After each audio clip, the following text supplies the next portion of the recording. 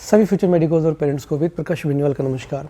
जैसा कि Indian embassy Manila ने अपने फेसबुक पेज पे वो सारी क्लैरिफिकेशंस डाली हैं जो नेशनल मेडिकल कमीशन की तरफ से आई थी, उसमें पैरा फेस्ट में एक लास्ट लाइन है, Indian students pursuing bridging BS course in the Philippines.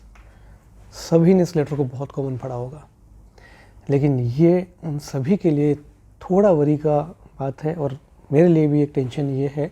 Most likely like कभी जितने मैंने वीडियोस बनाए उन सभी में आपको लगता होगा कि मैं एंटी फिलीपींस या पर्टिकुलरली किसी यूनिवर्सिटी के पीछे पड़ा हुआ नहीं।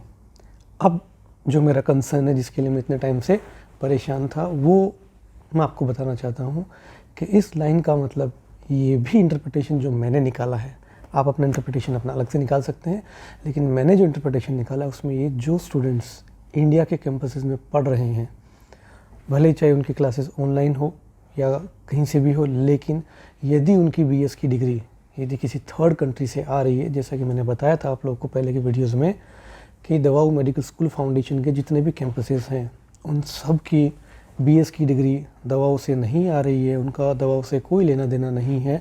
आप लोगों को सारे कंसल्टेंट्स और यूट्यूबर्स ने दवाओं का नाम बोल के वहाँ एडमिशन कराया था, लेकिन आपका बीएस में एडमिशन वहाँ नहीं है। यदि है तो प्रूफ आप अपने इंस्टीट्यूशन से, अपने कंसल्टेंट से मांग सकते हैं। यदि पहली इस लाइन पे जो मैंने बताया उस पे यदि एनएमसी स्ट्रिक्ट रहता है, उस केस में वो 10th 12th नीट और आपकी बीएस की डिग्री यदि मांग रहे हैं और उस टाइम यदि एनएमसी ये कह देती है कि आपका बीएस किसी थर्ड कंट्री से, उसके क्रेडेंशियल्स क्या हैं, वो कहाँ रजिस्टर्ड है, ये एक बहुत बड़ा टेंशन का विषय उन सभी स्टूडेंट्स के लिए भी होगा जो इनफैक्ट 2020 बैच में भी हैं। भगवान ना करे ऐसा हो, क्योंकि हज़ारों स्टूडेंट हैं, मेरे ख्याल से 2 या 2,500 स्टूडेंट होंगे टोटल 2020 और 2021 बैच दोनों में मिला के। इसलिए एक चिंता का विषय है। मेरी ना उन स्टूडेंट से कोई लड़ाई है, ना उनके पेरेंट्स से है, ना उन कंसल्टेंट से है जिन्होंने उन बच्चों को वहाँ डाला। उन्होंने पैसे के लिए उन बच्चों को वहाँ डाला था, लेकिन अब आप देखिए, आप सब दुआ कीजिए कि ऐसा ना हो।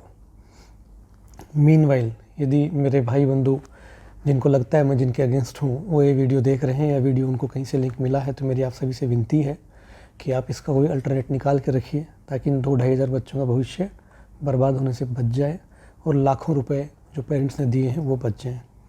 नहीं तो फिर यदि एनएमसी ये कहता है कि एज़ पर ये नोटिफिकेशन जैसा इसमें लिखा था, students pursuing bridging BS course in the Philippines, वो स्टूडेंट्स जो इंडियन कैंपस में पढ़ रहे हैं किसी भी यूनिवर्सिटी के हों, वो सब मुसीबत में आ सकते हैं।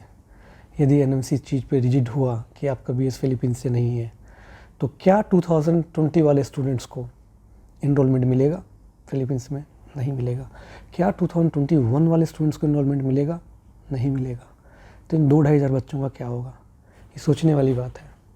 अभी तक शायद आपको यही था कि मैं क्रिटिसाइज़ कर रहा हूँ। मैं इन सब पॉइंट्स की तरफ आपका ध्यान दिलाना चाहता था जो शायद किसी ने देखा नहीं।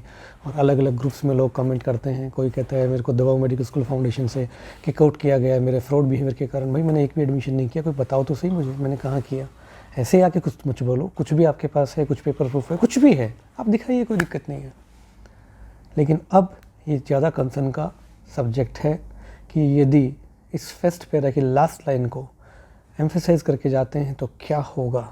ये क्वेश्चन आप सब लोगों के दिमाग में अब आएगा, क्योंकि अभी तक तो सबने पढ़ा है। मैं उन स्टूडेंट्स की बात नहीं कर रहा जो डायरेक्टली फिलीपींस के कैंपस से पढ़ रहे हैं, मैं उनकी बात कर रहा हूँ जिनको दवाऊ मेडिकल में या कोई दूसरी इंस्टीट्यूशन का नाम दिखा के इंडिया के कैंपसेस में एडमिशन कराए गए हैं और उनकी ऑनलाइन क्लासेस अभी चाहे इंडिया से चल रही होंगी चाहे फिलीपींस से चल रही होंगी, लेकिन यदि वो बीएस में एनरोल्ड नहीं है, कहाँ, फिलीपींस में, तो उन पर सब पे मुसीबत आ सकती है। भगवान ना करे कि ये हो, लेकिन होगा तो फिर इतने स्टूडेंट्स का क्या होगा, ये एक टेंशन का विषय है। बाकी आप सभी समझदार हैं, अपने अपने कंसल्टेंट से आप अपना कंफर्मेशन ले सकते हैं कि फिलीपींस में आपका रजिस्ट्रेशन हुआ है या उन्होंने क्या कराया है, वो आप उनसे पूछ सकते हैं। बाकी किसी भी तरह के सुझाव के लिए आप हमें कमेंट कर सकते हैं। ध्यान रखिएगा, जितने भी हमारे वेल विशर्स हैं, कमेंट करते टाइम या व्हाट्सएप पे मैसेज करते टाइम भाषा की मर्यादा रखिएगा। बाकी आपको कुछ भी हेल्प चाहिए तो हमारे दिए गए व्हाट्सएप नंबर पर आप टेक्स्ट कर सकते हैं। और सॉरी, बहुत सारे कॉल वॉल्यूम होने के कारण हम सारे कॉल्स आंसर नहीं कर पाते, लेकिन हम कोशिश करेंगे कि आपका व्हाट्सएप पे आपने जो कोई टेक्स्ट किया उसको हम ज़रूर रिप्लाई करें। धन्यवाद।